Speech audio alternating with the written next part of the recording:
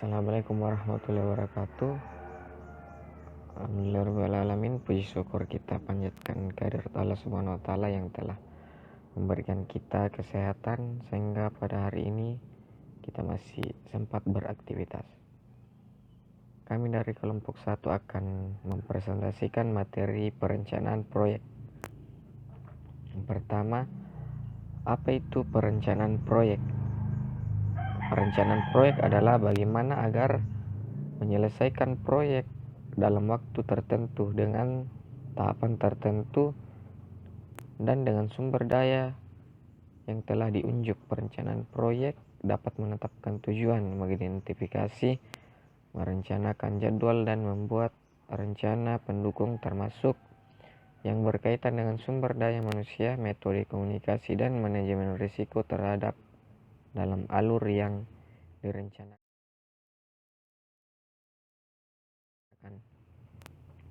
Kemudian tujuan proyek. Yang pertama, standar pengawas yang mencocokkan pelaksanaan dengan perencanaan. Yang kedua, mengetahui kapan pelaksanaan dan selesainya suatu kegiatan. Yang ketiga, mengetahui siapa saja yang terlibat atau struktur organisasi baik klarifikasi maupun kuantitasnya. Kemudian mendapatkan kegiatan yang sistematis termasuk biaya dan kualitas pekerjaan. Meminimalkan kegiatan-kegiatan yang tidak produktif dan menghemat biaya, tenaga, dan waktu. Memberikan gambar yang menyeluruh mengenai kegiatan dan pekerjaan. Untuk selanjutnya akan dilanjutkan oleh teman kelompok saya. Bismillahirrahmanirrahim. Assalamualaikum warahmatullahi wabarakatuh. Nah, saya akan melanjutkan materi tentang manfaat perencanaan proyek. Nah, manfaatnya itu ada 10 poin. Yang pertama, membantu manajemen untuk menyesuaikan diri dengan perubahan-perubahan lingkungan. Lalu, yang kedua yaitu membantu dalam kristalisasi persesuaian dalam masalah-masalah utama. Nah, yang ketiga, memungkinkan manajer memahami keseluruhan gambaran operasi lebih jelas.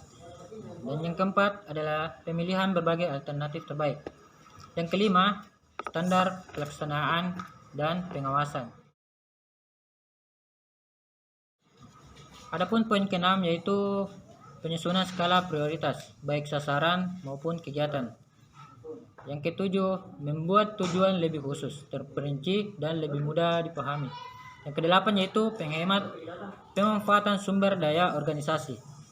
Yang kesembilan, menghemat waktu, usaha, dan dana. Dan yang ke-10 dan terakhir yaitu alat memudahkan dalam berkoordinasi dengan pihak terkait. Nah, adapun materi selanjutnya yaitu tentang fungsi perencanaan proyek. Nah, di sini ada 4 poin. Yang pertama yaitu sarana komunikasi bagi semua pihak penyelenggara proyek. Dan yang kedua, alat untuk mendorong perencanaan dan pelaksanaan melihat ke depan dan menyadari pentingnya untuk waktu. Dan yang ketiga, dasar pengaturan alokasi sumber daya. Dan yang terakhir keempat, pegangan dan tolak ukur fungsi pengendalian di mana perencanaan yang tidak tepat, tidak sistematis, dan tidak logis akan menimbulkan kebingungan saat pengimplementasian.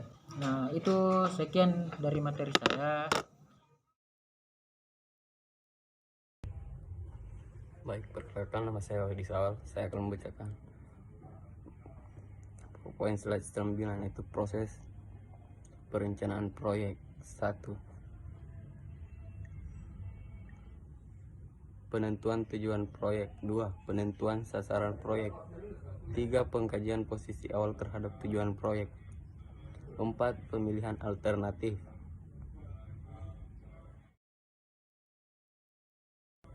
Serta tahap perencanaan proyek.